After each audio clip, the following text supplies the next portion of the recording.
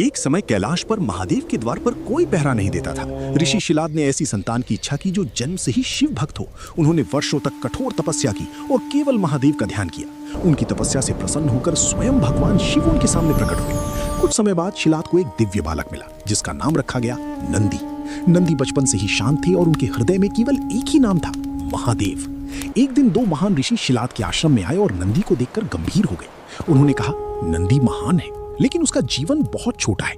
नंदी ने कहा, यदि मेरा जीवन महादेव की भक्ति में बीते तो मुझे मृत्यु का भय क्यों हो। ये कहकर नंदी वन में चले गए और महादेव को प्रसन्न करने के लिए तपस्या शुरू कर दी। दिन बीतते गए, ऋतुएं बदलती रही, लेकिन नंदी अपनी साधना से नहीं हिले। अंततः नंदी की भक्ति से प्रसन्न होकर स्वयं महादेव उनके सामने प्रकट हुए। महादेव ने कहा, नंदी, तुमने अपनी भक्ति से मुझे जीत लिया है। मृत्यु अब तुम्हें स्पर्श नहीं कर सकती। नंदी ने धन या शक्ति नहीं मांगी, उन्होंने केवल महादेव की सेवा मांगी।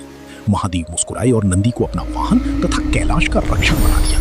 महादेव ने कहा, जहां मेरी पूजा होगी वहां नंदी की उपस्थिति भी होगी। कहा जाता है जो महादेव से पहले नंदी के दर्शन करता है उसकी प्रार्थना शिव तक पहुंचती है। नंदी की तरह सच्ची भक्ति वही है जिसमें भक्त भगवान से कुछ नहीं मांगता, बस हमेशा उनकी सेवा में रहने की इच्छा रखता है। ऐसी ही पौराणिक कथाओं के लिए हमारे चैनल को अभी सब्सक्राइब करें।